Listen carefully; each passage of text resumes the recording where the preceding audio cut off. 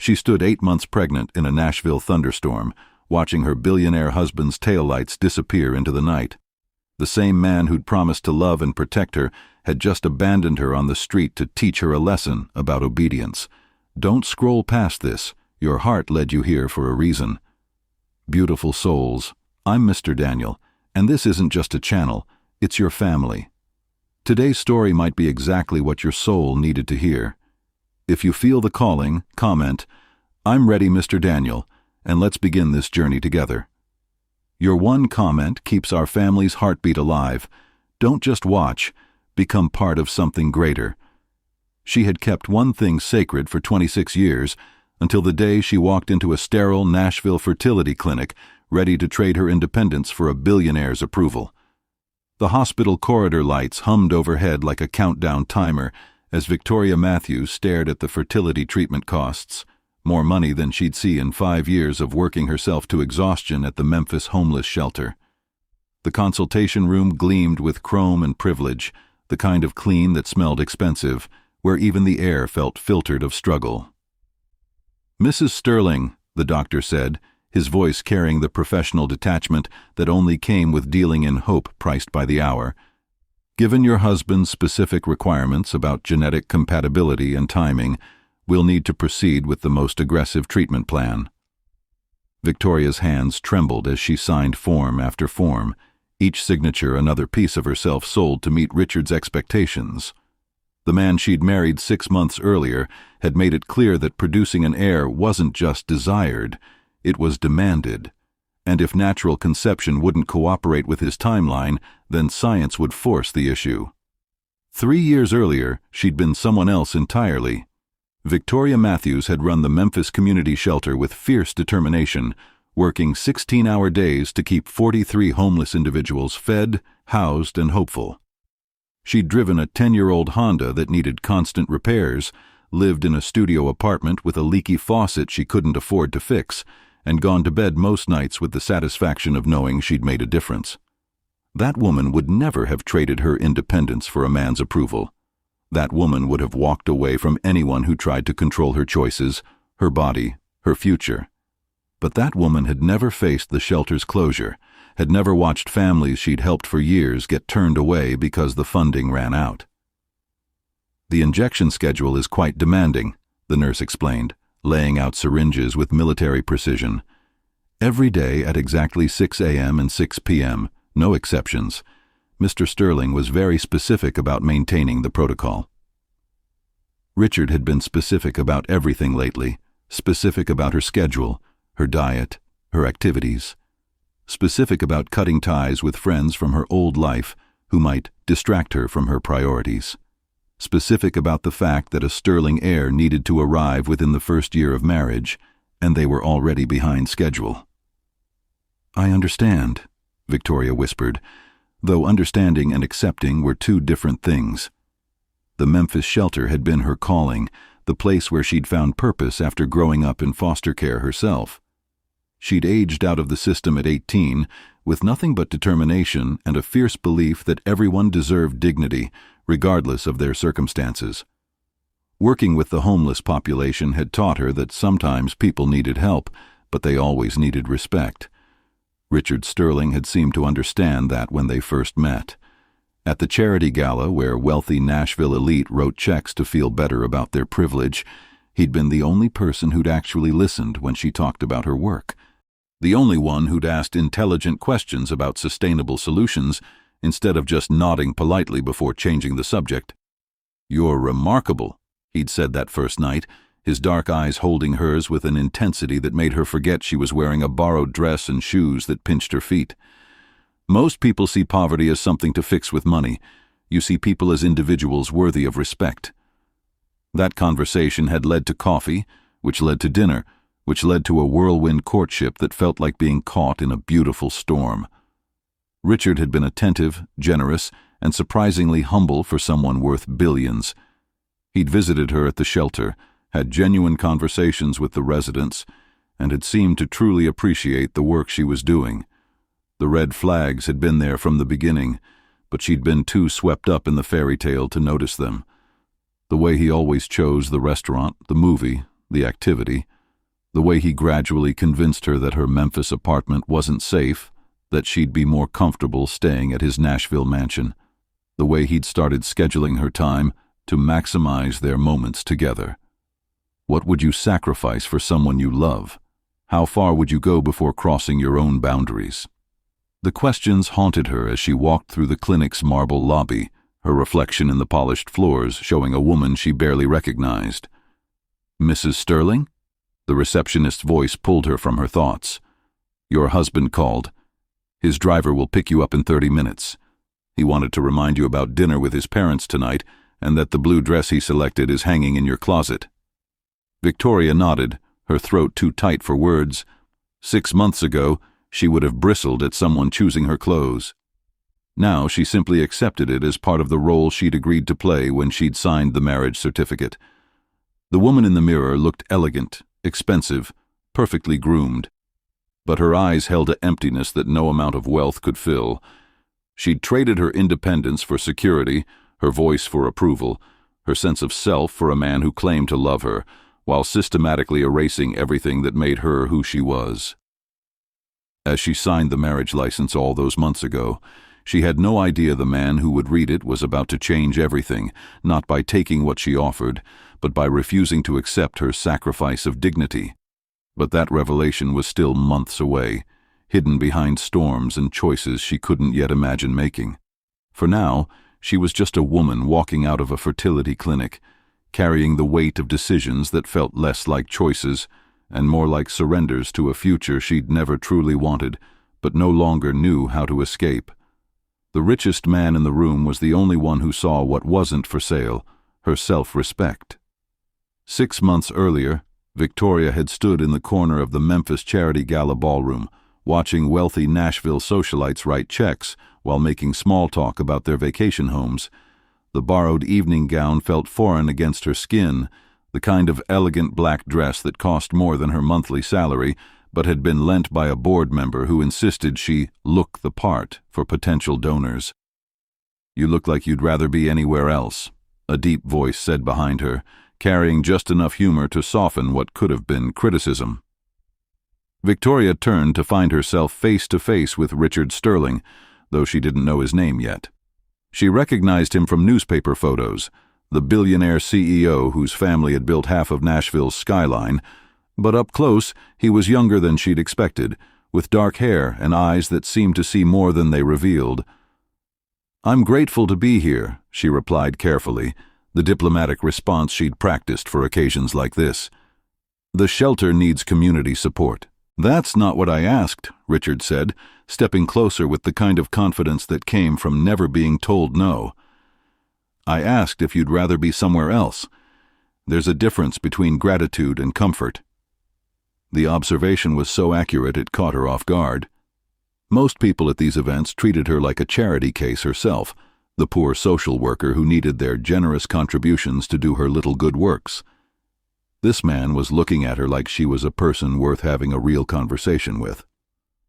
"I'd rather be at the shelter, helping Mrs. Patterson practice her job interview skills for tomorrow," Victoria admitted, surprised by her own honesty. "But the people who can fund that opportunity are here, so here I am." "What kind of job is she interviewing for?" Richard asked, and something in his tone suggested genuine interest rather than polite conversation. For the next hour, they talked about sustainable solutions to homelessness, about the difference between temporary aid and lasting change, about the way society's approach to poverty often stripped people of dignity along with resources. Richard asked intelligent questions, challenged her assumptions in ways that made her think harder about her own work, and listened with the kind of attention she'd forgotten was possible. "Most people want to throw money at problems," Victoria said as they walked toward the silent auction tables. "They think a big enough check will make everything better, but what people really need is someone to see them as human beings worthy of respect, not just problems to be solved." "And what do you need?" Richard asked, the question catching her so off guard that she stumbled slightly in her borrowed heels. "I'm sorry," she said, steadying herself against his offered arm. "Everyone talks about what the homeless population needs, what the shelter needs, What the community needs, Richard continued, his dark eyes holding hers with uncomfortable intensity. But what do you need, Victoria Matthews? Have you ever had someone see your worth when you couldn't? That moment when a stranger recognizes something valuable in you that you'd forgotten existed. The feeling was both thrilling and terrifying, like standing at the edge of a cliff and realizing you wanted to jump. I need the shelter to stay open, she said finally, falling back on the safe answer that kept the focus on her work rather than herself. That's what your work needs, Richard corrected gently. I'm asking about you. What does Victoria need? The question followed her through the rest of the evening as Richard introduced her to potential donors, spoke knowledgeably about her programs, and treated her like an expert rather than a supplicant. When the gala ended and she prepared to call a cab back to Memphis, he appeared beside her with an envelope. For the shelter, he said simply, no strings attached, no board meetings, no oversight committees, no requirements that you change anything about how you operate. Victoria's hands shook as she opened the envelope. The check inside would cover the shelter's operating expenses for 6 months, enough to keep their doors open while she pursued more sustainable funding. It was more money than she'd ever seen in one place, offered with no conditions except that she use it to continue the work she loved. Why? She whispered, looking up to find him watching her with something that might have been admiration. Because what you're doing matters, Richard replied. Because the way you talk about those people, with respect, with recognition of their humanity, that's rare. And because I've watched you all evening, refuse to compromise your principles for donations, even when it would have been easier to tell people what they wanted to hear. When he placed the envelope on the table, her shelter's funding shortage covered with no strings attached, she felt something more dangerous than gratitude. She felt seen. For the first time in years, someone had looked at her and seen not just a dedicated social worker or a woman who needed help, but a person whose thoughts and feelings and needs mattered. I'd like to take you to dinner, Richard said as his driver waited by a sleek black car. Not to discuss the shelter or funding or anything work-related, just to talk to the woman who thinks Mrs. Patterson's job interview is more important than networking with millionaires. Victoria hesitated, every instinct warning her that accepting would complicate everything. Richard Sterling moved in a world of power and privilege that had nothing to do with her life in Memphis. He was handsome, wealthy, and charming, the kind of man who could have anyone he wanted. There had to be a catch. But as she looked at the check in her hands and remembered the way he'd listened to her talk about her work, she realized that for the first time in years, someone was offering her something she actually wanted rather than something she felt obligated to accept. Dinner sounds nice, she said, the words feeling like stepping off solid ground into unknown territory. As his car disappeared into Nashville traffic, Victoria stood on the gala venue steps, clutching an envelope that would save her shelter and wondering if she'd just made the best decision of her life or the most dangerous one. Time would prove it was both. She'd spent her life refusing handouts, until the day a stranger offered to save her community and asked for nothing in return. The Memphis Community Shelter's billing office had always been Victoria's least favorite place in the building. The cramped space behind the kitchen held filing cabinets stuffed with past-due notices, rejection letters from grant applications, and spreadsheets that never quite balanced.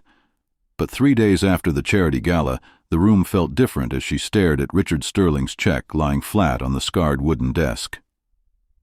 "You sure this is real?" asked Marcus, the shelter's volunteer bookkeeper, adjusting his glasses as he examined the bank draft for the 3rd time.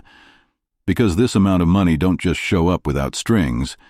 Rich folks always want something back." Victoria understood his suspicion. In 5 years of running the shelter, every significant donation had come with conditions: board oversight, program changes, restrictions on who they could help and how. The previous year, they'd lost a major donor because Victoria refused to implement a sobriety requirement that would have excluded their population's most vulnerable members. "He said no strings," she replied, though the words felt strange in her mouth. People like Richard Sterling didn't write checks for tens of thousands of dollars without expecting something in return. And you believe him? Marcus raised an eyebrow with the skepticism of someone who'd lived long enough to know that charity usually came with a price tag. The question lingered as Victoria walked through the shelter's main floor, checking in with residents who'd become family over the years. Mrs. Patterson was practicing interview answers with volunteer Susan, her nervousness evident in the way she kept smoothing her donated blazer. Tommy was helping in the kitchen, his disability check barely covering basics, but his spirit undaunted. Maria sat at the computer station, slowly pecking out job applications with the determination of someone who refused to give up despite facing rejection after rejection. These people had taught her that dignity wasn't something you could buy or sell. It was something you chose to maintain regardless of circumstances. They'd survived on the streets, in cars, in situations that would break most people, but they'd never lost their sense of self-worth. Victoria had learned from them that accepting help wasn't weakness, as long as you didn't compromise who you were in the process. "Miss Victoria," called out James, one of their long-term residents who'd been trying to save enough money to rent a studio apartment. "That fancy man who was here yesterday, he left something for you."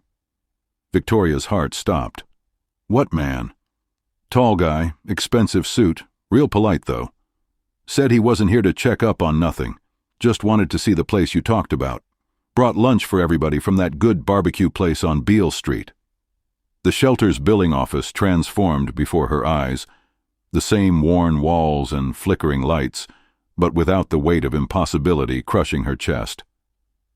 Richard's donation meant they could keep operating, could continue helping people like James find their way back to independence. But his unexpected visit raised questions she wasn't sure she wanted answered. What's the difference between generosity and manipulation, between support and control? Victoria had spent years learning to spot the warning signs of people who wanted to help in exchange for power over how that help was used. Her phone buzzed with a text message. "Hope the visit didn't disrupt your day. The residents speak about you with real affection. That's rare. Richard." Another message followed immediately. "Would you have dinner with me Friday? I promise not to discuss funding or work. I'm more interested in the woman who teaches people they're worth respect regardless of their circumstances." Victoria stared at the messages, her thumb hovering over the keyboard.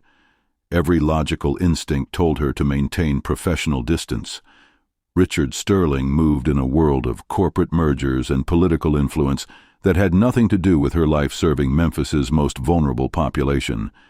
He was offering dinner, but men like him didn't pursue women like her without expecting something in return. But as she walked past the dining area where residents were still talking about the surprise barbecue lunch, she remembered something Mrs. Patterson had said. "That man, he didn't look at us like we was problems to be fixed. He looked at us like we was people worth knowing." Victoria typed her response carefully. "Dinner Friday works. Thank you for lunch today. The residents appreciated being seen as people rather than charity cases." His reply came within minutes. "I'd like to meet your family. The people who shaped the woman who fights so hard for others' dignity." The text was simple, but it shouldn't have made her heart race, shouldn't have kept her awake that night staring at her phone. This wasn't about him wanting to own her world. It couldn't be. Men who wanted to control women didn't usually start by respecting the communities those women served. But as Victoria finally drifted off to sleep, she couldn't shake the feeling that Richard Sterling was either exactly what he seemed, a wealthy man genuinely interested in her as a person, or something far more dangerous, someone skilled enough to make manipulation feel like recognition. 3 days later, she would learn which one was true, and the discovery would change everything she thought she knew about the difference between love and possession, between support and control, between a man who wanted to protect her and one who wanted to own her. For now, though, she was just a woman who'd spent her life refusing handouts, trying to figure out why accepting this one felt less like compromise and more like hope. He walked into her Memphis world like he belonged there, not as a savior, but as a man who recognized her strength before trying to contain it. Victoria's apartment building in Cooper Young looked exactly like what it was, Affordable housing for people who worked too hard for too little money. The brick facade needed repointing, the front door stuck in humid weather, and the narrow hallways smelled like whatever Mrs. Chen was cooking mixed with old carpet and honest living. As Richard Sterling climbed the 2 flights to her apartment, Victoria found herself seeing the space through his eyes and feeling embarrassed about the gap between their worlds. "The elevator's been broken since I moved in," she said, unlocking the door to her studio apartment with hands that trembled slightly. "Landlord keeps promising to fix it." Her apartment, with its second-hand furniture and carefully patched walls, should have shrunk under his designer shoes and tailored shirt. Instead, Richard moved through it with the ease of someone who remembered what home felt like before wealth complicated it. He paused at her bookshelf, running his fingers along worn spines of social work texts and novels she'd collected from library book sales. "You read Cozol," he said, pulling out a copy of Rachel and Her Children that had been bookmarked and highlighted until the pages were soft with use. "My grandmother used to quote him. Said you couldn't help people until you understood that poverty wasn't a character flaw." "Your grandmother was wise," Victoria replied, surprised by the reference. Jonathan Cozol wrote about homelessness and education with the kind of passion that usually came from personal experience, not academic distance. "She raised me after my parents died," Richard said simply, settling onto her second-hand couch like he'd been invited into palaces instead of studio apartments. "Worked 3 jobs to keep food on the table and still found time to volunteer at the church shelter every Saturday. She's the one who taught me that dignity isn't something you earn. It's something you're born with." The revelation shifted something in Victoria's understanding of the man sitting in her living room. She'd assumed his interest in her work came from guilty conscience or social responsibility, the way wealthy people sometimes developed hobbies around helping the less fortunate. But as he talked about his grandmother's influence, she heard something different in his voice, recognition rather than sympathy, understanding rather than charity. "What happened to her?" Victoria asked, settling into the chair across from him and noticing how his presence filled the small space without overwhelming it. "Cancer, when I was 22, Richard replied, his fingers still tracing the book's worn cover. "She lived long enough to see the business take off, to know I'd be financially secure. Her last words to me were, 'Don't let money make you forget where you came from or who you're supposed to serve.'" Have you ever misjudged someone completely? That moment when you realized there was more beneath the surface than you'd given them credit for? Victoria felt her carefully constructed assumptions about Richard Sterling crumbling as she watched him handle her belongings with the respect of someone who understood their value had nothing to do with their price. "I should start dinner," she said, needing movement to process this new information. "I hope you like spaghetti. It's about the only thing I can cook that doesn't come from a box." "Let me help," Richard said, following her to the narrow kitchen that barely had room for 2 people. "I'm not completely useless in domestic situations." Working together in the cramped space created an intimacy Victoria hadn't anticipated. Richard moved around her with careful attention to boundaries, asking permission before opening cabinets, commenting appreciatively on the herbs she grew in coffee cans on the windowsill. When he reached around her to grab plates from the upper shelf, his chest briefly pressed against her back, and she felt her breath catch at the unexpected contact. "Sorry," he murmured, but he didn't step away immediately. For a moment, they stood frozen in the small kitchen, her body hyper-aware of his proximity, his scent, the way his breathing had changed too. "It's fine," Victoria whispered, though fine didn't begin to describe the way her skin seemed to wake up under his attention. They ate dinner sitting on her couch with plates balanced on their knees, talking about everything except the electricity that sparked between them whenever their hands accidentally touched. Richard asked about her path from foster care to social work, listened without judgment as she described the fear of aging out of the system at 18 with no family to support her transition to independence. "That's why the shelter matters so much," Victoria explained, twirling pasta around her fork. "These people are my family. They understand what it feels like to be alone in the world, to have to build your own definition of home." "And what does home mean to you?" Richard asked, the question carrying weight that had nothing to do with furniture or square footage. Victoria looked around her tiny apartment, the mismatched furniture she'd bought piece by piece, the photos of shelter residents celebrating small victories, the plants she kept alive despite having no natural light. It wasn't much by most people's standards, but it was hers. "Home is a place where you can be yourself without apology," she said finally. "Where you're valued for who you are, not what you can provide or how well you perform. Where you're safe to be imperfect." The conversation was interrupted by a knock on the door. Mrs. Johnson from next door stood in the hallway holding a plate of cookies, her curious eyes taking in Richard's expensive appearance with the sharp attention of someone who'd lived long enough to spot trouble before it announced itself. "Brought you some cookies, baby," Mrs. Johnson said, but her gaze remained fixed on Richard. "Wanted to make sure you was doing all right." "Mrs. Johnson, this is Richard Sterling," Victoria said, recognizing the protective instinct that had led her elderly neighbor to check on her. "Richard, this is Mrs. Johnson. She's been looking out for me since I moved in." Richard stood immediately, extending his hand with genuine respect. "Mrs. Johnson, it's a pleasure to meet you. Victoria speaks about you often." "Does she now?" Mrs. Johnson's expression softened slightly as she shook his hand. "You the one who's been sending flowers to that shelter where she works?" "Guilty as charged," Richard replied with a smile that seemed to win the older woman's grudging approval. "Victoria does remarkable work. I wanted to support it." As Mrs. Johnson left with promises to bring more cookies soon, Richard turned back to Victoria with an expression she couldn't quite read. "She's protective of you," he observed. "She knows what it's like to be alone," Victoria replied. "We look out for each other here." Thunder crashed outside as storm clouds gathered over Memphis, but in her small apartment, Victoria felt something shifting in her understanding of the man who'd walked into her world. As he left that evening, Mrs. Johnson's whispered words followed her into dreams. "He sees you, baby. Just make sure he sees all of you." For the first time in years, Victoria wondered what it would feel like to be wanted without conditions, to be seen as worthy of respect rather than in need of fixing. The possibility felt as dangerous as it did thrilling. She built walls her entire life, but he didn't try to break them. He simply waited at the door until she was ready to open it herself.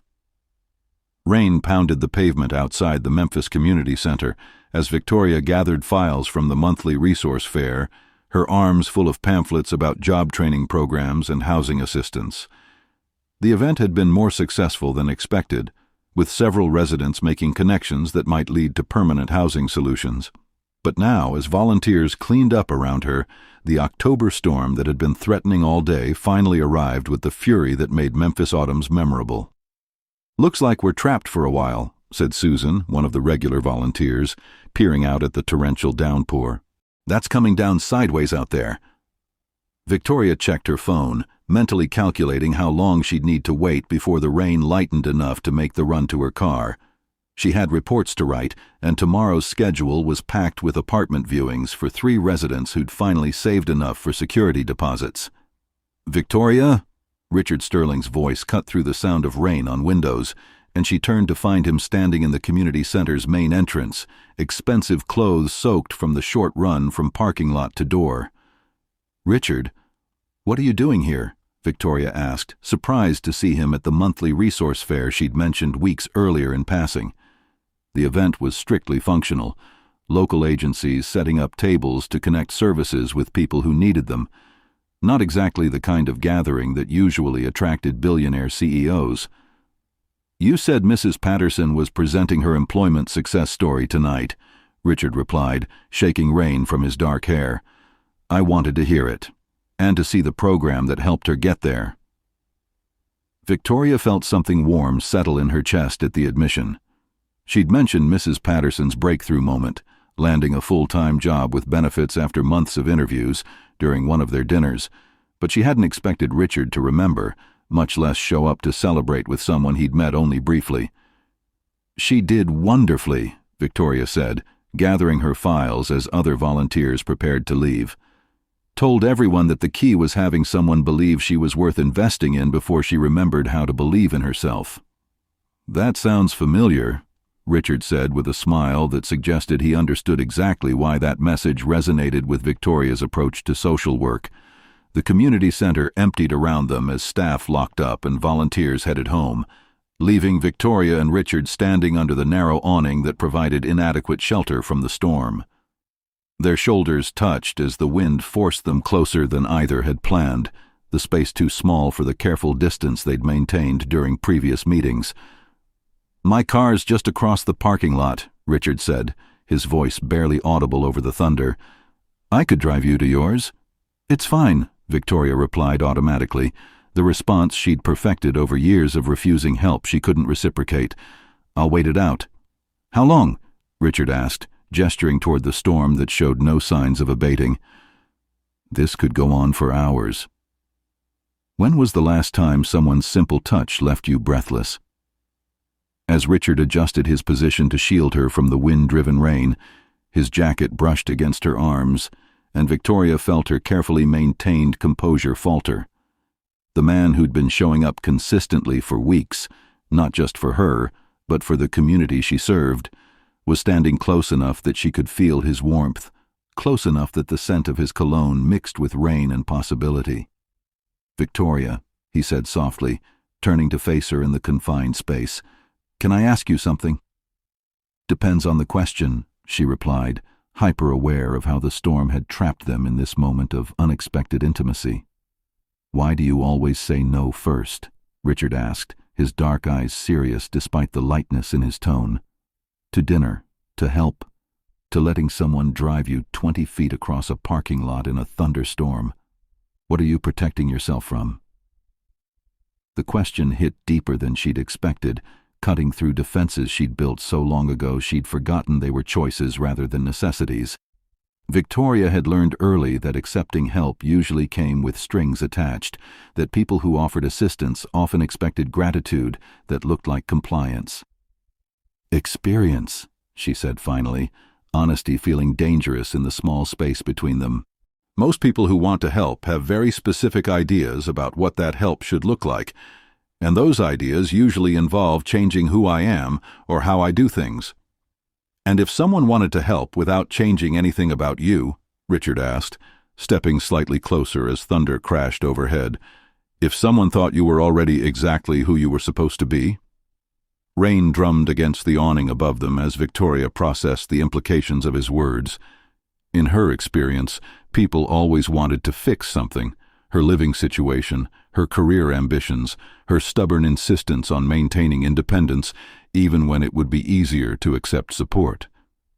"I don't know," she admitted, surprised by her own vulnerability. "I've never met anyone who didn't want to improve something about my life." "Maybe," Richard said, his voice dropping to almost a whisper, "you've been meeting the wrong people." Thunder crashed as he stepped closer, voice dropping further. "I can't stop thinking about you. Not the work you do or the problems you solve, but you. The way you listen to people like their stories matter. The way you refuse to compromise your principles even when it would be easier. The way you've built something beautiful from nothing and somehow maintained your faith in people despite everything you've seen." Before Victoria could respond, her phone rang with the sharp urgency that meant emergency. The shelter director's name on the caller ID immediately shifted her attention from the man standing inches away to the crisis that couldn't wait. "I have to take this," she said apologetically, answering the call that would pull her back into the world of immediate needs and practical solutions. But as she listened to the shelter director explain the situation that required her immediate attention, Victoria remained acutely aware of Richard waiting patiently beside her, not annoyed by the interruption, but simply present, ready to help however she needed. The look in his eyes promised this conversation wasn't over, that the storm had brought them to a moment that would change everything between them. For the first time in her life, Victoria found herself hoping a conversation would continue rather than dreading the vulnerability it might require. Some walls were built to keep people out. But as thunder rolled across Memphis and rain continued to fall, Victoria began to wonder if the walls she'd built were actually keeping her trapped inside. She showed up at his Nashville penthouse soaked from the rain, not for charity or business, but because for the first time in her life, she wanted something just for herself. The Memphis shelter's emergency had been solved by midnight, a burst pipe flooding the dormitory, 43 residents needing immediate relocation, and Victoria coordinating temporary housing while maintenance crews worked through the night. By the time everyone was safe and dry, exhaustion weighed on her shoulders like lead, but sleep felt impossible, with adrenaline still coursing through her veins. Richard had answered her call at 11 p.m. without question, his resources mobilizing to secure hotel rooms for every displaced resident before she'd finished explaining the situation. No lectures about calling so late, no conditions attached to his help, just immediate action that saved lives and preserved dignity. The kind of response that reminded her why she'd started trusting him in the first place. His penthouse gleamed with floor-to-ceiling windows, Nashville spread below like scattered diamonds on black velvet. But Richard wasn't looking at the view worth millions. He was looking at her like she was priceless, standing dripping wet in his marble foyer at 1 a.m., her clothes soaked from the run between car and building. "You came," he said simply, as if her appearance at his door was both unexpected and inevitable. "I wanted to thank you," Victoria replied, though they both knew gratitude wasn't what had driven her across 2 states in the middle of the night. "What you did tonight, the way you helped without asking questions or making demands, that's rare." "You're shivering," Richard observed, moving toward her with careful attention to boundaries he'd learned to respect. "Let me get you something dry to wear." As he disappeared into his bedroom, Victoria wandered through the living space that spoke of wealth accumulated thoughtfully rather than displayed carelessly. Books lined built-in shelves, their worn spines suggesting they'd been read rather than arranged for effect. Family photos showed a younger Richard with the grandmother he'd mentioned, both of them wearing work clothes and genuine smiles. "Here," Richard said, returning with a soft cotton shirt that would hang loose on her frame. "Bathroom's through that door. Take your time."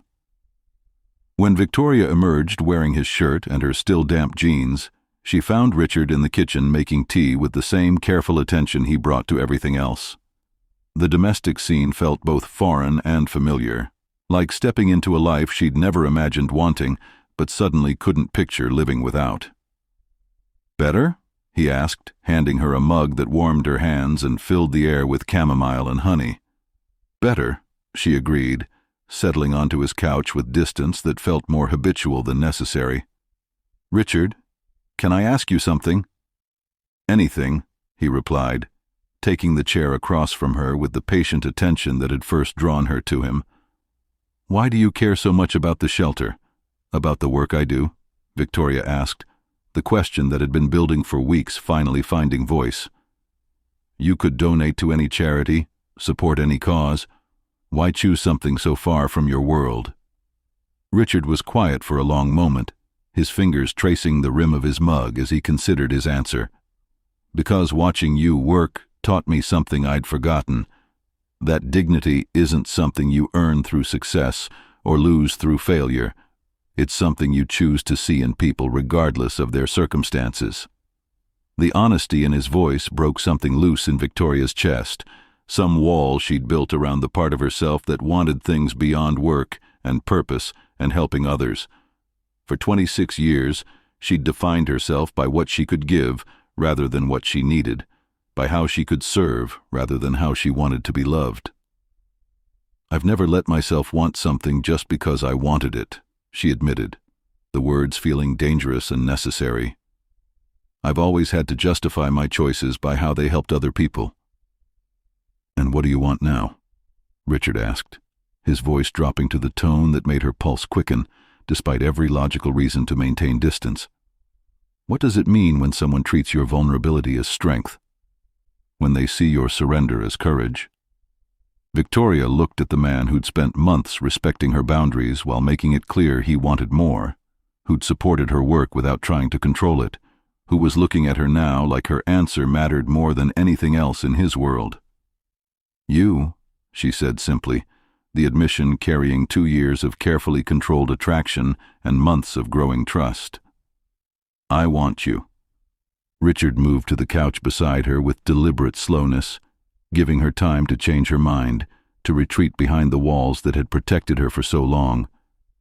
But Victoria found herself leaning into his approach rather than away from it, her body making choices her mind had been too careful to consider. When he kissed her, it was with the reverence of someone who understood the magnitude of what she was offering. Victoria had never been with anyone, had saved herself not for religious reasons, but because she'd never found someone worth the vulnerability that physical intimacy required. "Are you sure?"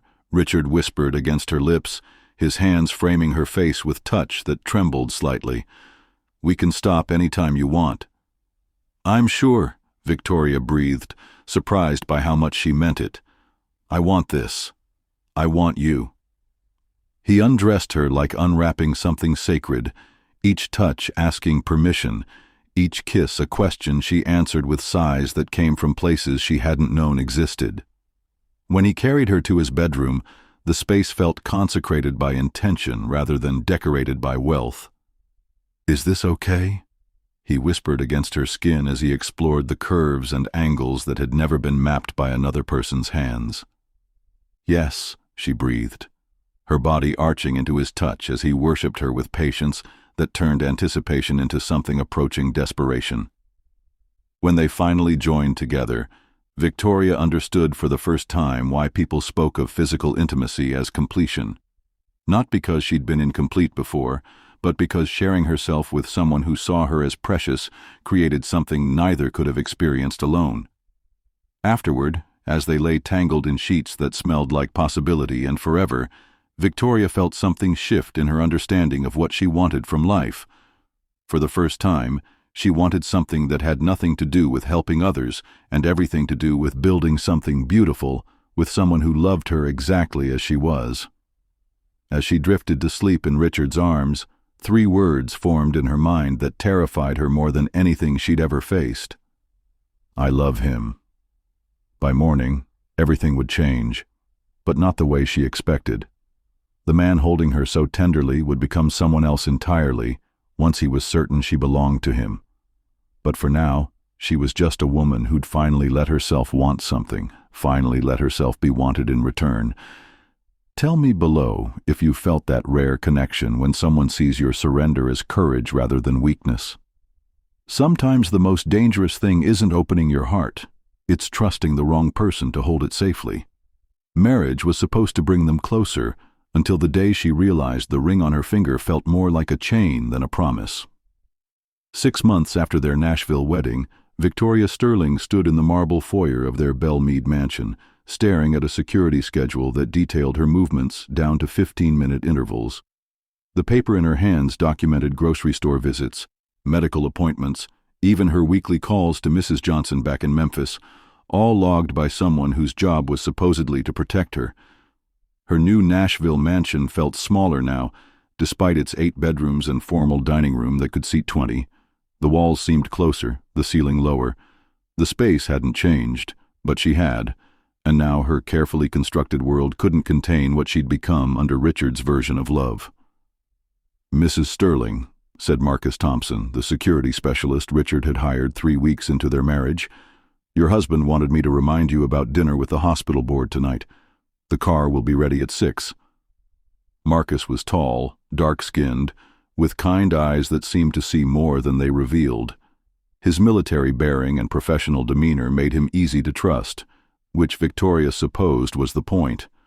Richard had explained that prominent families required protection, that someone of her new status needed security she wasn't accustomed to managing. "Thank you, Marcus," Victoria replied, folding the schedule and slipping it into her purse. "Did Richard mention when he'd be home today?" "He's in meetings until 5, Marcus said, his tone carefully neutral. "Asked me to ensure you had everything you needed for this afternoon." What Victoria needed was to return to Memphis, to check on the shelter residents who'd become family over 5 years of shared struggle and small victories. But Richard had made it clear that her new responsibilities as his wife didn't include playing social worker when she had charity board meetings and society functions that required her attention. "I'd like to visit Memphis this weekend," Victoria said, the words feeling like rebellion despite being perfectly reasonable. "The shelter is hosting their annual fundraiser, and I promised I'd help." Marcus's expression shifted almost imperceptibly, something that might have been sympathy crossing his features before professional distance returned. "I'll need to discuss security arrangements with Mr. Sterling," he replied. "Travel requires advance planning." The excuse was reasonable, logical, protective. It was also a polite way of saying that Victoria Sterling didn't make decisions about her own schedule anymore. She made requests that were approved or denied based on factors she wasn't privy to understanding. Have you ever felt trapped in something you thought you wanted? When love starts feeling like control, how do you find your way back to yourself? Victoria found herself asking these questions as she wandered through rooms that showcased Richard's excellent taste but held nothing of her own personality. The master bedroom still smelled like expensive cologne and fresh flowers that were replaced twice weekly by staff she rarely saw. Richard had been attentive and passionate during their honeymoon in Tuscany, the kind of husband who anticipated her needs and surrounded her with luxury she'd never imagined wanting. But somewhere between the wedding reception and their 3rd month of marriage, his attention had shifted from romantic to possessive. He wanted to know where she went, who she talked to, what she discussed. The questions were asked with charm and concern, framed as interest in her daily life, rather than surveillance of her activities. "You look tired," Richard would say when she mentioned missing her work at the shelter. "Maybe you should focus on adjusting to your new life before taking on outside commitments." "I worry about you driving alone in Memphis," he'd add when she suggested visiting friends. "That neighborhood isn't safe for someone in your position now." Each concern was reasonable when viewed individually. Together, they formed a pattern that left Victoria feeling isolated from everyone and everything that had defined her identity before becoming Mrs. Richard Sterling. Her phone buzzed with a text from Mrs. Johnson. "Haven't heard from you in 2 weeks, baby. You doing okay up there in that fancy house?" Victoria stared at the message, realizing she couldn't remember the last time she'd called her Memphis neighbor without checking Richard's calendar first. The woman who'd looked out for her during the hardest years of her life was now someone she needed permission to contact. "Mrs. Sterling?" Marcus appeared in the doorway, his expression carefully professional. "Your husband is on line 1. He said it was important." Victoria picked up the bedroom extension, Richard's voice filling the space with familiar warmth that still made her pulse quicken despite the growing distance between them. "Darling," Richard said, his tone carrying the charm that had first attracted her, "I've been thinking about our conversation last night, about your desire to maintain connections with your old life." The phrase "old life" hit Victoria like a slap. As if her work at the shelter, her friendships, her purpose beyond being his wife, were things to be discarded rather than integrated into their marriage. "I've decided you're right," Richard continued before she could respond. "You should be able to pursue meaningful work. That's why I've arranged for you to join the board of Nashville Children's Hospital. It's perfect, charitable work that matches your background but appropriate for your current position." Victoria sank onto the bed, her free hand unconsciously moving to her still flat stomach where their child grew, unaware of the careful negotiations surrounding its future. The pregnancy had been confirmed 3 days earlier, news that had made Richard possessive in ways that felt more suffocating than protective.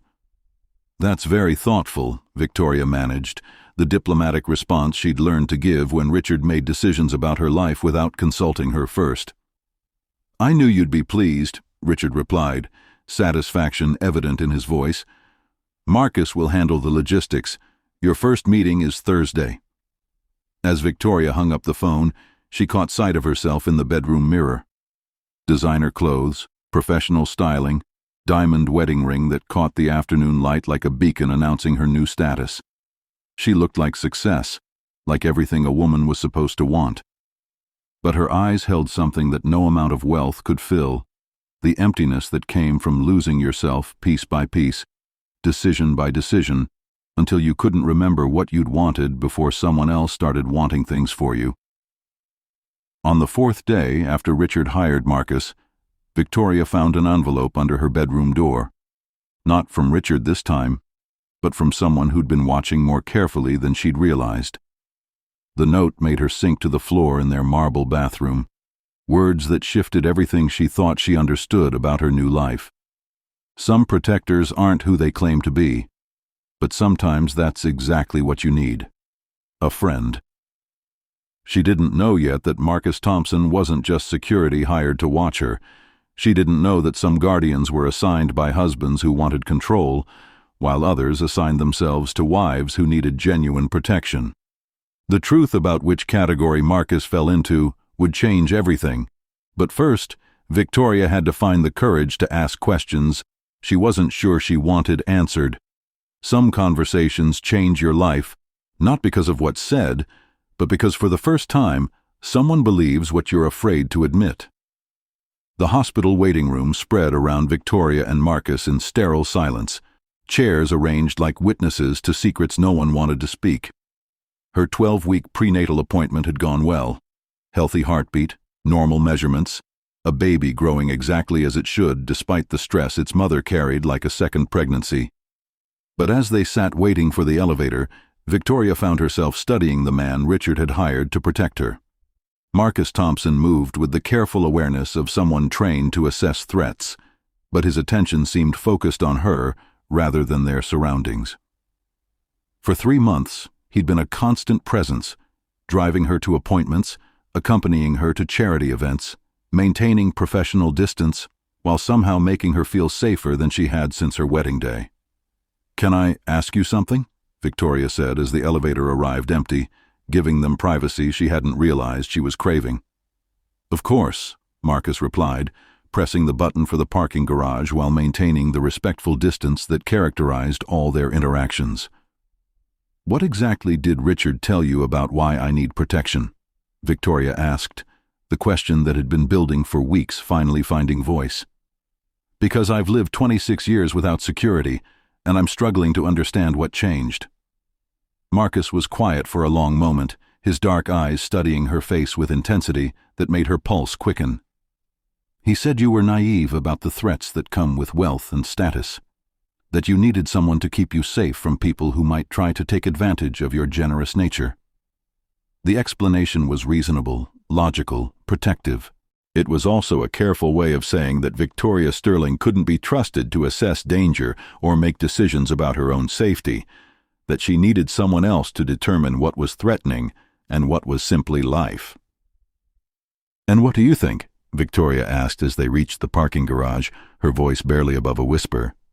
"Do I seem naive to you?" Marcus stopped walking, turning to face her with expression that suggested he'd been waiting for this conversation. "I think," he said carefully, "that you're one of the strongest women I've ever met. And I think someone who spent 5 years protecting homeless individuals from everything from domestic violence to city bureaucracy knows more about assessing threats than most people in my profession." The validation hit Victoria like a physical blow, recognition she hadn't realized she'd been starving for. In the months since her marriage, she'd begun to doubt her own judgment, to second-guess instincts that had kept her safe and effective for years. "Then why do you think Richard believes I need protection?" Victoria asked, though she suspected she already knew the answer. "When was the last time you were completely honest with someone about your fears, about what you really needed?" Marcus's answer would test whether Victoria was ready to acknowledge truths she'd been avoiding since her honeymoon ended and real life began. "I think," Marcus said slowly, "that some people confuse protection with control, that they convince themselves they're keeping someone safe when they're actually keeping them contained." The words hung between them like a bridge across months of careful professional distance. Victoria felt something shift in her understanding of the man Richard had hired to watch her, and of the marriage she thought was about love, but was beginning to suspect was about possession. "You make me feel safe," she admitted, the confession dangerous and necessary. "And that terrifies me because I shouldn't need protection from my own husband." Marcus's expression shifted, professional mask slipping to reveal something more human underneath. "Victoria," he said quietly, using her first name for the first time since Richard had introduced them. "Has he ever hurt you? Physically?" "No," she replied immediately, then paused as she considered the larger implications of the question. "Not physically. But there are other ways to hurt someone, aren't there? Ways that don't leave marks but still leave you feeling like you're disappearing." "Yes," Marcus said simply. "There are." They stood in the parking garage having the most important conversation of Victoria's marriage, fluorescent lights humming overhead while truth finally found space between them. Marcus had been watching for 3 months, documenting behavior he'd been trained to recognize, waiting for Victoria to acknowledge what he'd already identified. "What do I do?" Victoria asked, her hand moving unconsciously to her growing belly. "I'm pregnant with his child. I signed a prenup that leaves me with nothing if I leave. And every time I try to tell myself I'm overreacting, he does something that makes me feel smaller." "You start by trusting your instincts," Marcus replied. "You start by remembering that the woman who built a life helping others knows the difference between love and control. And you start by understanding that being pregnant doesn't make you powerless. It makes protecting yourself more important." As they heard Richard's voice in the hospital lobby, calling Victoria's name with the impatience that had become familiar, Marcus took her hand briefly. The contact lasted only seconds, but it communicated more than months of professional interaction had managed. "I'm here," he said quietly. "Not because he hired me to watch you, but because you deserve someone who actually sees what's happening." Victoria felt something crack open in her chest, not her heart breaking, but walls she'd built around the truth finally crumbling under the weight of being seen and believed. Marcus Thompson wasn't just security hired to control her movements. He was someone who'd recognized what she'd been too afraid to admit, that she was already falling, and the only question was whether she'd trust the man paid to watch her or continue protecting the one who claimed to love her. The conversation would change everything between them, but first Victoria had to find the courage to stop pretending her marriage was something it wasn't. Some truths required witnesses, and some witnesses were worth trusting with your life. She invited him into her pain, not as a rescuer, but as a witness. "See what my life has become, and tell me I'm not going crazy."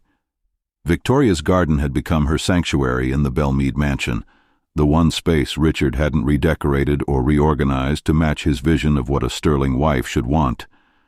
Her hands were deep in soil, transplanting herbs she'd started from seeds, when Marcus found her on a Thursday afternoon that felt weighted with possibility and danger. "He's in meetings until 6, Marcus said without preamble, settling onto the stone bench Richard had installed but never used. "We have 2 hours. 2 hours felt like both forever and not nearly enough time for the conversation Victoria had been avoiding since their moment of truth in the hospital parking garage. For 3 weeks, they'd maintained careful professional distance while awareness crackled between them like electricity before a storm. Her garden felt different with Marcus in it, smaller yet somehow expanded, like her world was both shrinking to just the two of them and growing beyond boundaries she'd accepted without questioning. The afternoon sun caught the gold in his dark skin, and Victoria found herself noticing details she'd trained herself to ignore during their months of careful interaction. "I need to tell you something," Victoria said, her hands stilling in the dirt as she gathered courage for words that would change everything between them. "And I need you to listen without trying to fix it or minimize it or make it sound less serious than it is."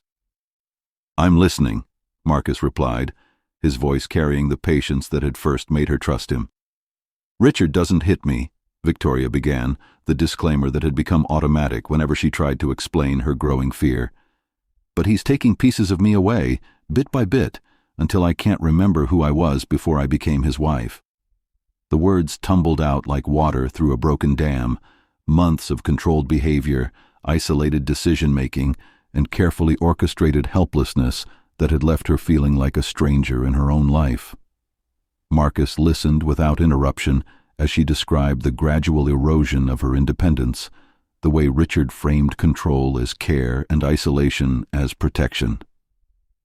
"He monitors my phone calls," Victoria continued, her voice gaining strength as truth found air. "He schedules my activities down to 15-minute intervals. He's convinced me that my work at the shelter was beneath my new status, that my friends from Memphis are inappropriate for someone in my position.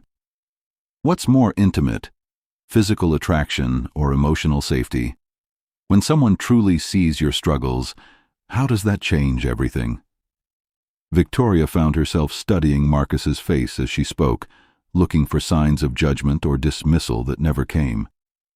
"And the pregnancy?" Marcus asked gently when she paused to catch her breath. "He's treating it like a business acquisition," Victoria replied, her hand moving to her still small bump. "Monitoring my diet, scheduling my exercise, choosing my doctors. He talks about our child like it's a project he's managing rather than a baby we're having together." Marcus was quiet for a long moment, his eyes focused on her hands still covered in garden soil. When he finally spoke, his voice carried a weight that suggested professional experience with situations like hers. "Victoria," he said carefully, "what you're describing isn't love.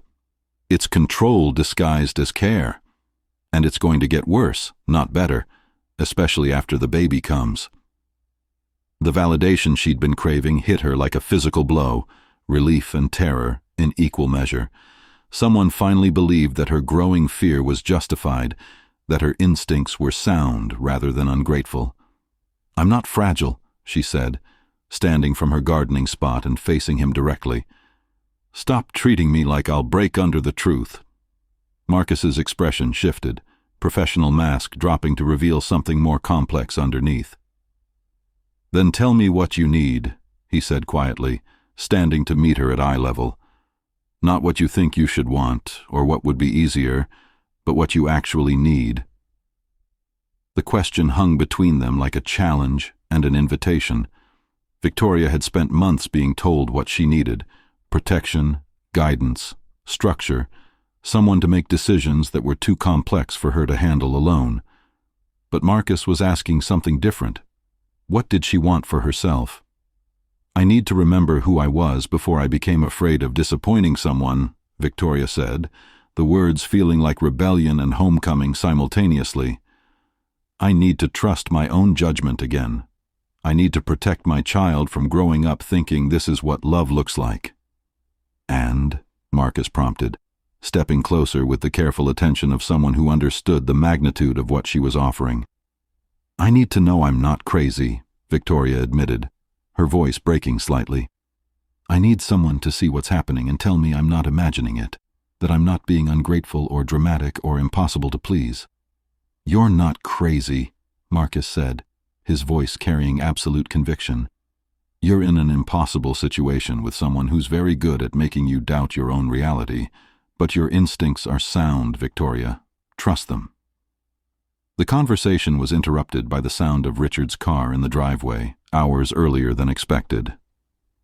Victoria felt panic shoot through her chest as she realized how their intimate conversation would look to her husband, his security specialist and his pregnant wife alone in the garden, standing closer than professional distance required. "He can't know we talked," Victoria whispered, immediately stepping back and brushing soil from her hands, with movements that suggested casual gardening rather than life-changing conversation. But as Richard's car door slammed and his voice called her name with the impatience that had become familiar, Marcus realized their conversation had been overheard. Through the garden's French doors, Richard's silhouette was visible in his study, and something in his posture suggested he'd witnessed more than they'd intended to share. The real test was just beginning. Victoria had finally found someone who believed her truth, but acknowledging that truth might cost more than either of them, was prepared to pay. Comment below with your thoughts on emotional safety versus physical attraction. Sometimes the person who truly sees your struggles becomes more important than the one who claims to love you. People say pregnancy brings couples together, but nobody tells you how terrifying it is when your husband sees your growing belly as something else to control. The charity gala fell silent as Victoria entered beside Richard, designer gowns and tuxedos assessing her growing belly and forced smile. At 5 months pregnant, she could no longer hide her condition behind strategic clothing and careful posture. The Nashville elite, who'd welcomed her into their ranks, now studied her with the sharp attention of people calculating due dates and inheritance implications. She didn't shrink under their gaze. Instead, she stood taller, knowing what they didn't. She was here because she was fighting for more than just herself. The Sterlings' murmured conversation rippled through the ballroom as they made their entrance. Richard's hand on her lower back felt possessive rather than supportive, guiding her movements with pressure that suggested ownership rather than partnership. Marcus followed at professional distance, his presence both comforting and dangerous. For 2 months since their garden conversation, he'd been documenting Richard's escalating control while maintaining the facade of loyal employee. Victoria had learned to communicate with him through glances and careful positioning, a language of resistance developed under the nose of the man who thought he owned her completely. "Mrs. Sterling," gushed Rebecca Hamilton, one of Nashville's premier socialites. "You look radiant. Richard must be so excited about becoming a father." "We both are," Victoria replied, with the diplomatic smile she'd perfected for these events. But her eyes found Marcus across the room, and something in his expression reminded her that she wasn't performing alone anymore. Richard's grip tightened possessively as they moved through the crowd, his conversation focusing on business deals and political connections rather than his wife's pregnancy. To him, the baby represented legacy and continuation of the Sterling name. To Victoria, it represented everything she needed to protect from becoming another possession in Richard's carefully controlled world. "Darling," Richard murmured against her ear as they paused near the silent auction tables. "I've been thinking about our conversation regarding the Tennessee estate. I think it's time to make that transition. Have you ever felt like you were living in 2 different worlds? How did you find the courage to choose the real one?" Victoria's blood went cold as she processed Richard's words. They'd discussed the rural estate exactly once, when he'd mentioned it as a safer environment for raising children away from Nashville's distractions. "What exactly are you proposing?" Victoria asked carefully, her voice steady despite the fear racing through her chest. "A complete relocation after the baby's born," Richard replied, his tone suggesting the decision had already been made. "The estate is fully staffed, completely secure, perfect for a growing family. You'll have everything you need without the stress of city life." The words, "completely secure," hit Victoria like a physical blow. Not safe, secure. As in, contained, monitored, isolated from any support system she might try to maintain. The rural estate would be beautiful, luxurious, and utterly cut off from anyone who might notice if she disappeared entirely into Richard's vision of what a Sterling wife should be. "That's quite a change," Victoria managed, her hand moving instinctively to her belly where their child grew, unaware of the careful plans being made for its future. "What about my commitments here? The hospital board, the foundation work?" "You'll have new responsibilities," Richard said with the patience of someone explaining obvious facts to a slow student. "Managing the estate, raising our child properly, entertaining when necessary, much more appropriate for someone in your position." Translation: complete isolation disguised as elevated status. Victoria felt Marcus's presence before she saw him, his careful positioning allowing him to overhear Richard's plans without appearing to eavesdrop. The look they exchanged across the crowded ballroom carried months of shared understanding and growing awareness that time was running out. "I need some air," Victoria said, her voice carrying enough distress that Richard couldn't reasonably object without drawing attention. "Of course," Richard replied, his concern performative for their audience. "Marcus will accompany you." The ballroom's terrace overlooked Nashville's skyline, city lights twinkling like possibilities Victoria might never see again if Richard's plan moved forward. Marcus joined her at the railing, close enough to speak quietly, but far enough to maintain professional appearance. "How long do we have?" Victoria asked without preamble. "Until the baby's born," Marcus replied grimly. Maybe less if he decides you need prenatal rest away from stress. Rural estates are harder to monitor, harder to reach if someone needs help. Victoria felt the weight of decisions that would determine not just her future, but her child's understanding of what love and family could look like. Richard's version offered security and luxury in exchange for complete surrender of independence. Marcus offered protection and truth in exchange for courage she wasn't sure she possessed. "What you said about trusting my instincts," Victoria said quietly, her eyes fixed on the skyline that had become both home and prison. "What if my instincts are telling me to trust someone I'm not supposed to trust?" Marcus turned to face her fully, his expression serious despite the risk of appearing too intimate. "Then maybe you should listen to the person who's been hired to protect you from everything except the person who hired him." When Richard announced plans to move Victoria to a safer estate in rural Tennessee after the baby was born, something shifted in her chest. The proposal wasn't just about location, it was about isolation, control, permanence, things she'd never be able to escape once she agreed to them. But as Marcus stood beside her on the terrace, Nashville spread below them like a map of everything she stood to lose, Victoria realized she had a choice to make. She could continue protecting the man who claimed to love her, or she could trust the one who was actually trying to keep her safe. The decision would determine whether her child grew up witnessing strength or surrender, whether love meant freedom or captivity, whether some protectors were worth trusting with your life. Share your experience below if you've ever had to choose between what looked safe and what actually was. Sometimes the most dangerous person in your life is the one who promises to keep you safe from everyone else. She grew up believing mothers sacrifice everything for their children, until the day she realized her daughter deserved better than a father who treated women like property.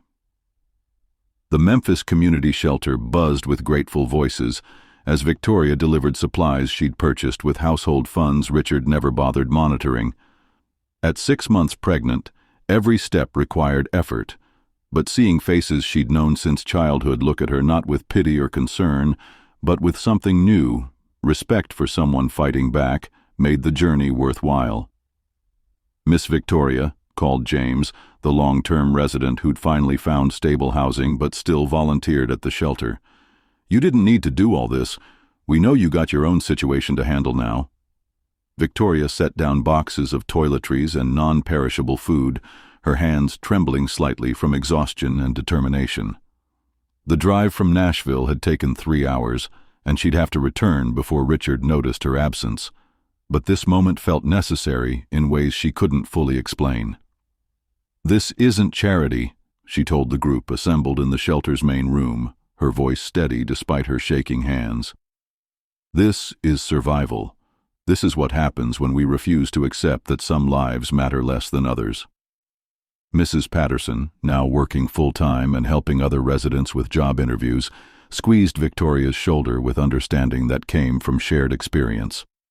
"You teaching us something important, baby, that having money don't mean you stop fighting for what's right." The observation hit deeper than Victoria expected. For months she'd allowed Richard to convince her that her new status meant abandoning her old values, that helping others was beneath someone in her position. But carrying her daughter had awakened something fierce and protective, not just for her own child, but for every vulnerable person who needed someone to believe they mattered. Marcus waited by the car, his professional demeanor intact, but his eyes showing appreciation for what she was doing. He'd volunteered to drive her to Memphis when she'd explained her plan, understanding without words that this trip was about more than delivering supplies. It was about remembering who she was before she became afraid of disappointing someone. "Ready?" Marcus asked as she finished her goodbyes, his tone suggesting concern for both the time and her obvious exhaustion. "Ready," Victoria replied, though they both knew the real test would come when Richard discovered the missing money. The confrontation came that evening as Victoria prepared for bed, her body tired from the day's activities, but her spirit lighter than it had felt in months. Richard appeared in their bedroom doorway holding bank statements, his expression cold in ways that made her pulse quicken with familiar fear. "Want to explain why there's $2,000 missing from the household account?" Richard asked, his voice carrying the dangerous calm that always preceded his worst outbursts. "What would you risk to protect a child who hasn't even been born yet? What kind of world do you want to create for the next generation?"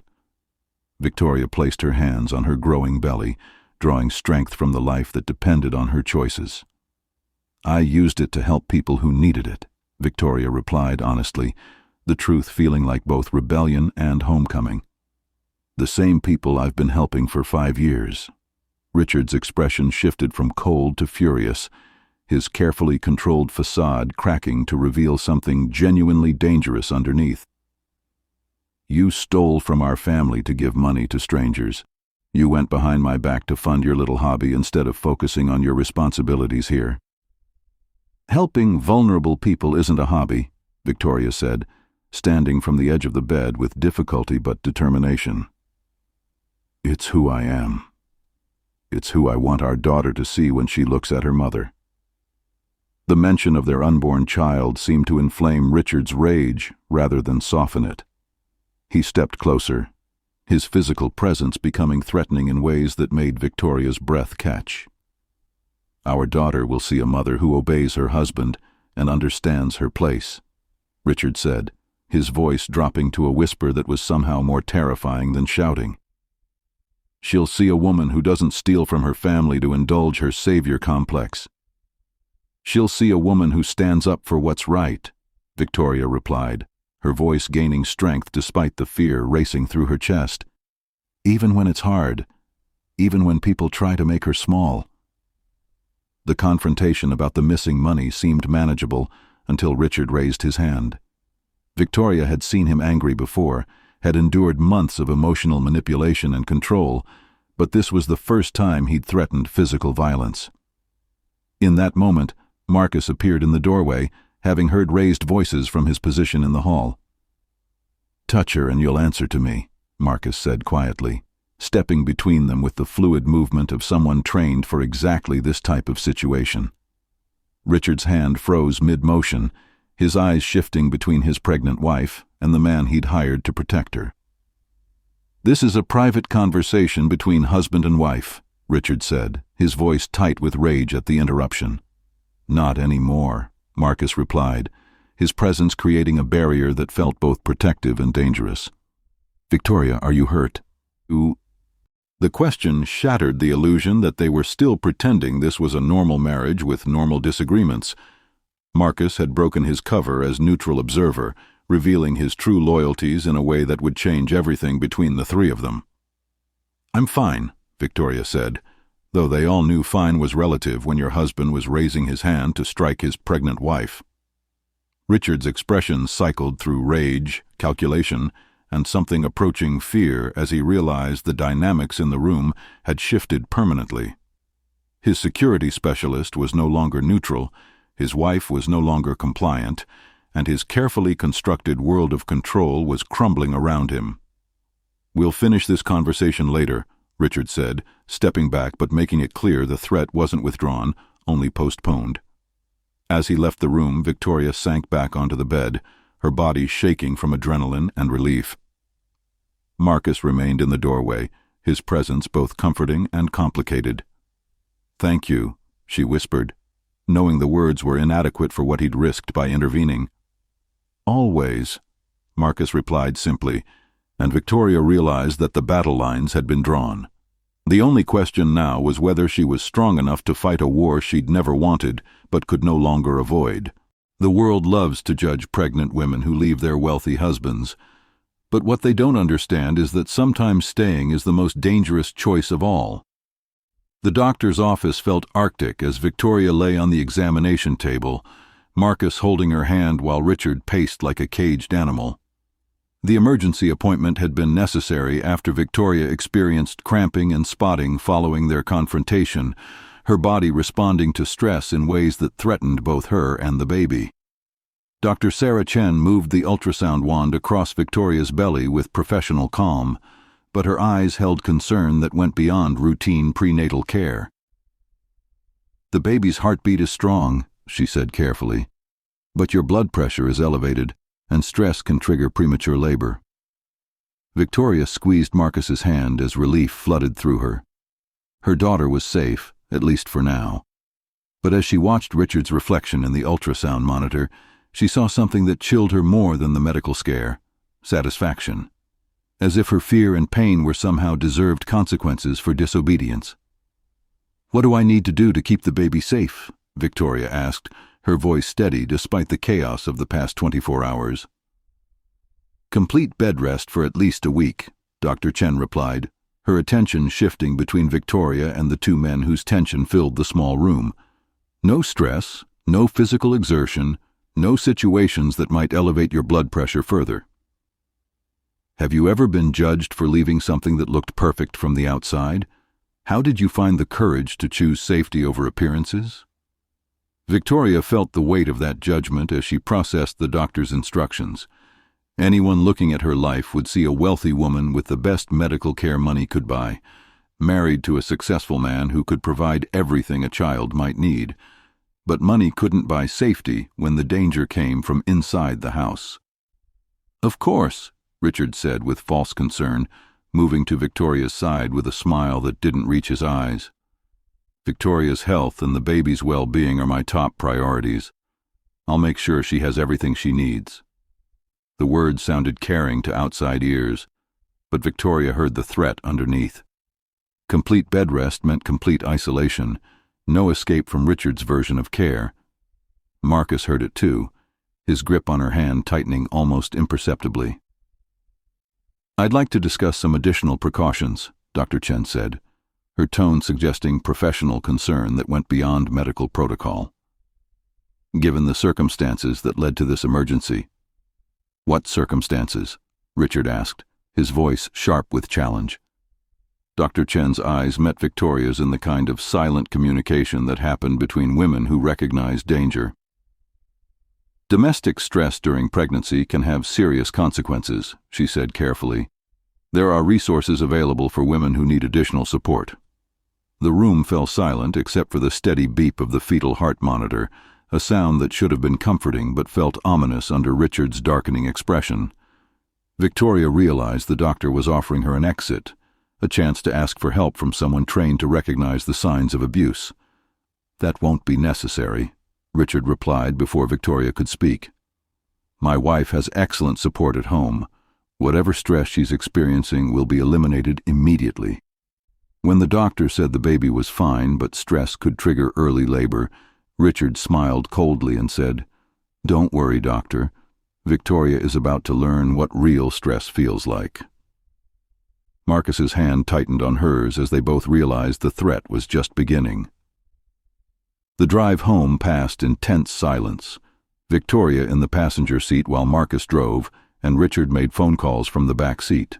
She caught fragments of conversation about security measures and ensuring compliance, words that made her stomach clench with dread. "You've made your choice," Richard said as they pulled into the Bellmead Mansion's circular driveway. "Now you'll live with the consequences." Victoria's bedroom became her prison over the following days, Richard monitoring her activities under the guise of medical necessity.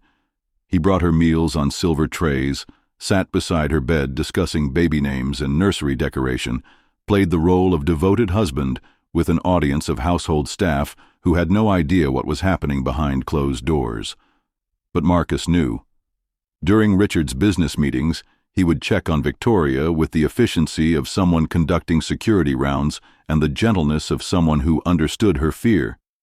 He brought her books, updated her on Memphis shelter news, and provided the human connection that kept her from disappearing completely into Richard's manufactured reality. "How long can this continue?"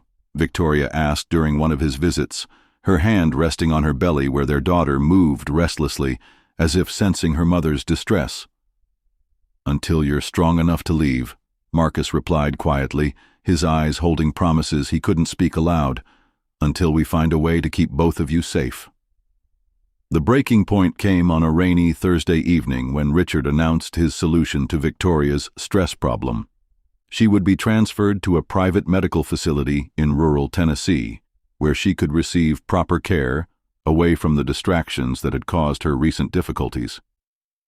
"It's a beautiful place," Richard said, showing her brochures for what looked more like a luxury prison than a medical facility. "Complete privacy, excellent staff, everything you need to focus on having a healthy pregnancy."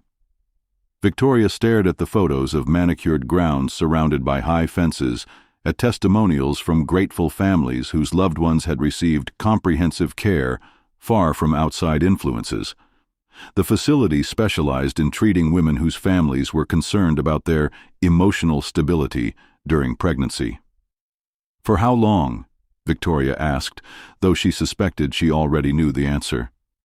"Until after the baby's born," Richard replied with false gentleness. "Until you're ready to be the wife and mother our family needs." Translation: until he'd broken her spirit completely, until she'd forgotten she'd ever been strong enough to help others or make her own decisions, until their daughter's first sight of her mother would be a woman who'd learned to accept that love meant surrender.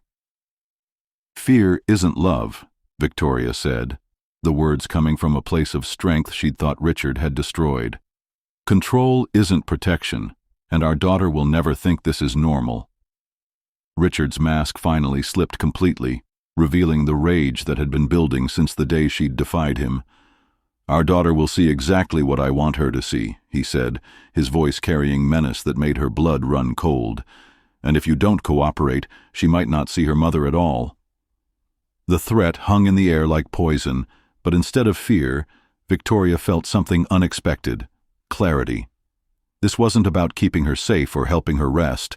This was about erasing her completely, turning her into a shell of herself that would never again challenge his authority or remember what it felt like to have her own voice. Marcus appeared in the doorway as if summoned by her realization, his presence steady and protective in a way that reminded Victoria she wasn't facing this alone. The battle for her freedom and her daughter's future was about to begin, and she finally understood that sometimes the most loving thing a mother could do was refuse to let her child grow up thinking this was what love looked like. 8 months pregnant and standing in a Nashville thunderstorm, she learned that sometimes rock bottom is exactly where you need to be to start climbing toward freedom. The charity luncheon at the Nashville Country Club should have been Victoria's triumphant return to society after weeks of bed rest. Instead, it became the stage for her final confrontation with the man who'd convinced her that love meant surrender. At 36 weeks pregnant, she moved carefully through the crowd of well-dressed women discussing fundraising goals and social obligations, their voices creating a backdrop for the drama that was about to unfold. "Victoria, darling," gushed Margaret Wellington, the event coordinator who'd specifically requested her attendance. "You look radiant. How are you feeling?" "Strong," Victoria replied, the word carrying more weight than small talk usually allowed. "Stronger than I've felt in months." Richard's hand on her back felt possessive as he guided her toward their assigned table, his smile perfect for the cameras but his grip tight enough to leave marks hidden by her designer dress. Marcus followed at professional distance, but Victoria could feel his attention like a shield between her and the danger that masqueraded as her husband. "The hospital board is so grateful for your continued involvement," Margaret continued, unaware of the tension radiating from the Sterling family. "Your foundation proposal for supporting domestic violence survivors is exactly what this community needs." Victoria had submitted the proposal weeks earlier, during her forced isolation, using the time Richard thought he was controlling her to instead plan her escape from his control. The foundation would be her legacy to their daughter, proof that some fights were worth having, some voices worth raising. "It's important work," Victoria said, her eyes finding Marcus across the room. "Some women need to know they're not alone, that there are people willing to help them find their strength." Richard's grip tightened to the point of pain, but Victoria didn't flinch. 8 months of pregnancy had taught her that she could endure more than she'd ever imagined when the stakes included protecting someone she loved more than her own safety. The confrontation came during dessert, when Victoria excused herself to use the restroom and Richard followed with the controlled fury that had become his default expression whenever she showed signs of independence. "You're embarrassing yourself," Richard hissed in the corridor outside the dining room, his voice low but carrying the menace that made her pulse quicken. talking about domestic violence like you have any understanding of real hardship." "I understand enough," Victoria replied, her hand moving protectively to her belly. "I understand what it feels like to lose yourself piece by piece. I understand what it means to be afraid in your own home." If someone told you that the worst moment of your life could become your greatest victory, would you believe them? Sometimes breaking is the only way to rebuild properly, and Victoria felt something fundamental shift as she finally spoke her truth aloud. "You have no idea what real fear looks like," Richard said, stepping closer with physical intimidation that had become his weapon of choice. "But you're about to learn." The promise in his voice chilled Victoria's blood, but before she could respond, Marcus appeared in the corridor with the fluid movement of someone who'd been anticipating exactly this moment. "The car is ready, Mrs. Sterling," Marcus said, his presence creating a barrier between Victoria and Richard's escalating rage. "We're not leaving yet," Richard snapped, his attention torn between his disobedient wife and the security specialist who'd stopped pretending neutrality. "Yes, we are," Victoria said, her voice carrying a strength that surprised them all. "I'm done pretending this is normal. I'm done protecting your reputation while you destroy my spirit." The words hung in the air like a declaration of war, but instead of backing down, Victoria felt power flood through her for the first time in months. She was done being afraid, done accepting that her daughter would grow up thinking love meant control. Richard's expression cycled through rage, disbelief, and something approaching panic as he realized his carefully constructed world was crumbling in a public space where his reaction would be witnessed and remembered. "You'll regret this," he said, the threat carrying weight that made Marcus step closer to Victoria's side. "The only thing I regret," Victoria replied, "is waiting this long to remember who I am." The confrontation might have escalated further, but the appearance of several luncheon attendees in the corridor forced Richard to maintain his public facade. With a smile that promised retribution, he excused himself to take an important call, leaving Victoria and Marcus alone in the hallway that had become a battlefield. "Are you ready?" Marcus asked quietly, his eyes holding promises that went beyond professional protection. "I've been ready for months," Victoria replied. "I just needed to find the courage to admit it." They left the charity luncheon together, Richard's protests about prior obligations falling on deaf ears, as Victoria chose her safety over his convenience for the first time since their wedding day. But as they reached the parking lot, the afternoon sky opened with the kind of thunderstorm that turned Nashville streets into rivers and good intentions into disasters. "I'll bring the car around," Marcus said, but Victoria shook her head. "No more hiding," she said, stepping into the rain with deliberate purpose. "No more pretending. If I'm going to leave him, I'm going to do it walking through the front door, not sneaking out the back." The symbolism wasn't lost on either of them as they walked through the storm toward Marcus's car, Victoria's designer dress soaking through while her resolve only strengthened. This was what freedom looked like, messy, uncomfortable, requiring courage she'd had to dig deep to find. But as they drove away from the country club, leaving Richard to explain his wife's absence to Nashville society, Victoria felt something she hadn't experienced in months. Hope. Not for the fairy tale ending she'd once imagined, but for the real life she was finally brave enough to claim. The worst moment of her marriage was about to become the first moment of her freedom, and sometimes that's exactly how transformation is supposed to work. She once believed family was about blood and marriage, until the day she discovered the most powerful protection comes from people who choose to love you. The Memphis courthouse steps spread out under winter sun as Victoria signed the final divorce papers, her 3-month-old daughter sleeping peacefully in Marcus's arms. The building represented justice, but the man beside her represented home, in ways she was still learning to trust.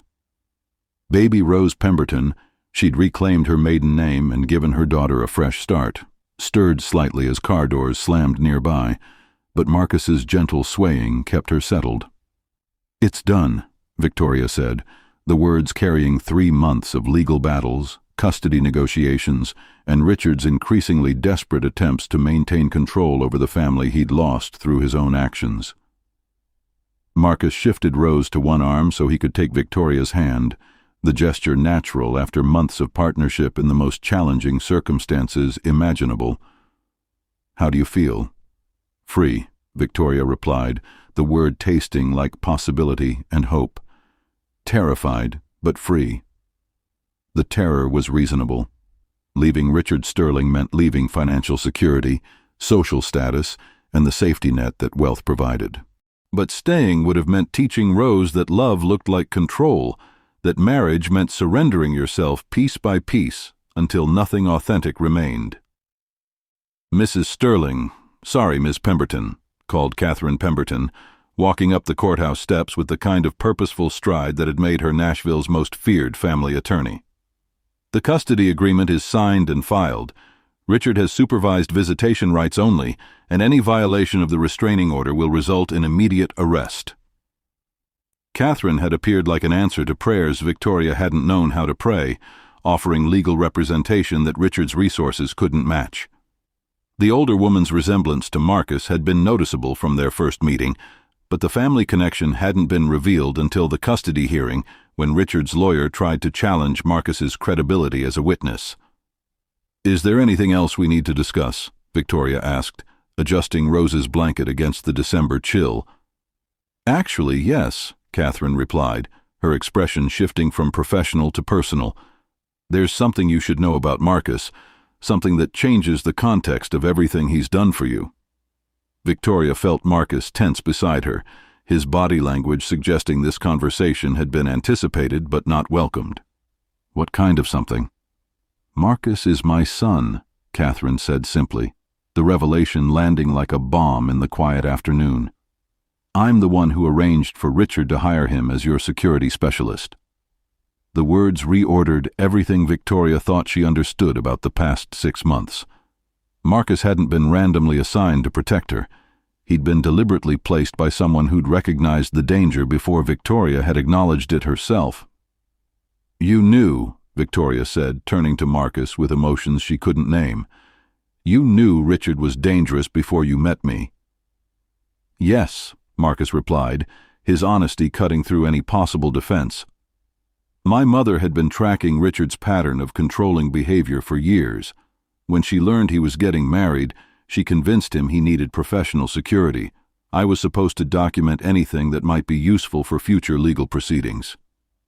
"What would your answer be to someone who protected you when they had every reason to walk away?" Victoria felt the foundation of their relationship shifting as she processed the implications of this revelation.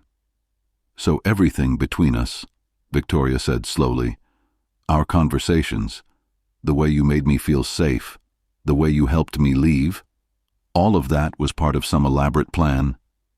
"No," Marcus said firmly, his free hand reaching for hers with desperate sincerity. "Victoria, what started as professional obligation became the most important thing in my life. Yes, I was there because my mother asked me to be, but I stayed because you became my family." Catherine watched the exchange with the careful attention of someone who understood the stakes involved in truth-telling. "I asked Marcus to protect you," she said quietly, "but I didn't ask him to fall in love with you. That was his choice." The admission hung in the winter air like a bridge between Victoria's past and future. Marcus loved her, not because Richard had hired him, not because duty required it, but because somewhere between protecting her and witnessing her strength, professional obligation had become personal devotion. "Why?" Victoria asked Catherine. "Why did you care enough to intervene in a stranger's life?" "Because 20 years ago I was you," Catherine replied, her voice carrying pain that time hadn't entirely healed. "Married to a man who confused control with love, isolated from everyone who might have helped me see the truth. The difference was, I didn't have anyone brave enough to step between us when it mattered." The revelation that Catherine had survived similar circumstances added weight to everything she'd done to help Victoria escape them. This wasn't abstract charity or professional duty. It was one survivor helping another find the courage to save herself. "I'm not asking you to forget what happened," Marcus said, his voice steady as he held Rose against his chest. I'm asking if you'll help me build something better. For her, for us, for everyone who needs to know that love doesn't hurt."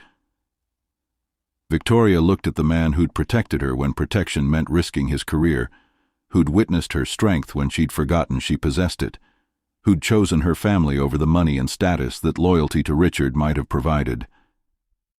"Yes," she whispered, the word feeling like freedom instead of surrender for the first time in her adult life. As they walked down the courthouse steps together, Victoria, Marcus, and baby Rose, they looked like what they were. A family built by choice rather than obligation, held together by love that lifted rather than constrained, committed to building something beautiful from the ashes of what had tried to destroy them. Tell me in the comments what your ideal family looks like when it's built on choice rather than chance, on respect rather than control, on love that sets you free rather than ties you down. The woman who once traded her independence for security now runs a foundation that helps other women escape the same trap, with the man who taught her that real love sets you free. The community center glowed with warm light as Victoria addressed a room full of survivors, 2-year-old Rose playing quietly in the corner, while Marcus organized resources in the background. The walls were covered not with awards or accolades, but with thank you letters from women who'd found their way to freedom through the foundation Victoria had built from her divorce settlement and Catherine's legal expertise. 2 years ago, I stood in a hospital room holding my newborn daughter, wondering if I was strong enough to protect her from a father who saw women as property, Victoria said, her voice carrying clearly through the packed room. Today, I want to share what I learned. Sometimes the most loving thing you can do is refuse to let your children think abuse is normal. The Rose Foundation operated out of the same Memphis neighborhood where Victoria had first learned to help others, but its reach extended far beyond geographical boundaries. Through partnerships with legal advocates, financial counselors, and security specialists, they provided comprehensive support for women seeking to escape controlling relationships. "The hardest part isn't leaving," continued Maria Santos, one of the Foundation's success stories, as she shared her testimony with the group. "The hardest part is remembering that you deserve better, that your children deserve better, that love isn't supposed to hurt." Victoria felt Marcus's presence behind her as she facilitated the discussion, his support steady and unobtrusive in the way that had characterized their relationship from the beginning. They'd married the previous spring in a ceremony that celebrated partnership rather than possession, with Rose toddling down the aisle, scattering flower petals, while guests who'd witnessed their journey cheered for love that had been earned rather than demanded. "Ms. Victoria," called Rose from her play area, holding up a drawing she'd made with characteristic 2-year-old enthusiasm. "Look what I made." The picture showed 3 stick figures holding hands under a sunshine that took up half the page, a family drawn by someone too young to understand how rare it was to feel safe in love, how precious it was to grow up knowing that protection meant freedom rather than control. "It's beautiful, baby," Victoria said, kneeling to accept the artwork with the reverence it deserved. "Tell me about it." "That's you, and that's Daddy Marcus, and that's me," Rose explained with the serious tone she used for important announcements. "We're happy." The simple observation carried weight that filled Victoria's chest with gratitude for choices that had once seemed impossible. Rose would grow up understanding that families could be built through choice, that love meant encouraging each other's growth rather than controlling each other's movements. What would you do if someone saw your worth when you couldn't see it yourself? Would you trust them with your healing? Would you build something beautiful from the ashes of what broke you? The questions that had once terrified Victoria now felt like invitations to help others find their own answers. The Foundation has helped 43 women leave dangerous situations this year, Marcus announced as the evening's formal program concluded. But more importantly, we've helped them remember that they deserve relationships built on respect rather than fear. After the last participant left and the center was cleaned for the next day's activities, Victoria and Marcus found themselves alone with Rose, who'd fallen asleep in Marcus's arms during the final cleanup. The scene was domestic and peaceful in ways that still surprised Victoria with their simple beauty. "Thank you," Victoria said as they prepared to head home to the house they'd bought together in Cooper Young, the same Memphis neighborhood where she'd first learned that independence was a choice worth fighting for. "For what?" Marcus asked, adjusting Rose's position so she could sleep more comfortably against his shoulder. "For seeing who I was before I remembered," Victoria replied. "For protecting me without trying to own me. For teaching me that real love gives you wings instead of chains." They made love that night with the tenderness of people who'd learned that physical intimacy was most meaningful when it came from choice rather than obligation. Marcus worshipped her body with reverence that had grown deeper with time, each touch a reminder that her strength had never needed protecting, only witnessing. "Thank you for teaching me the difference between guarding someone and loving them," he whispered against her hair as they lay tangled in sheets that smelled like home and possibility. "Thank you for showing me what it feels like to be chosen rather than claimed," Victoria replied, her hand tracing patterns on his chest, while Rose slept peacefully in the next room. As they drifted towards sleep in the house they'd bought together, in the neighborhood where Victoria had first learned to help others, surrounded by the community they'd built through shared commitment to lifting rather than controlling, Victoria felt the deep satisfaction of a life that had been rebuilt rather than just survived. She placed Marcus's hand on Rose's back as their daughter slept between them during a midnight feeding, the three of them connected by choice rather than obligation. "This is what happens," she whispered, "when protection becomes partnership instead of possession." The foundation would continue growing, helping more women find their way from control to freedom, from fear to love that lifted rather than constrained. Rose would grow up understanding that real strength came from helping others find their voices rather than silencing them. And Victoria would continue learning that the most beautiful love stories weren't about finding someone to complete you, but about finding someone who celebrated your completeness. If this story of finding strength in your darkest moment touched your heart, remember that you are never trapped by someone else's definition of love. Real love gives you wings, not chains. It celebrates your growth rather than controlling your choices. It sees your strength rather than your vulnerability as something to be protected. Comment below with what aspect of Victoria's journey inspired you most. And remember, the most powerful protection comes from people who choose to love you exactly as you are, while encouraging you to become everything you're meant to be.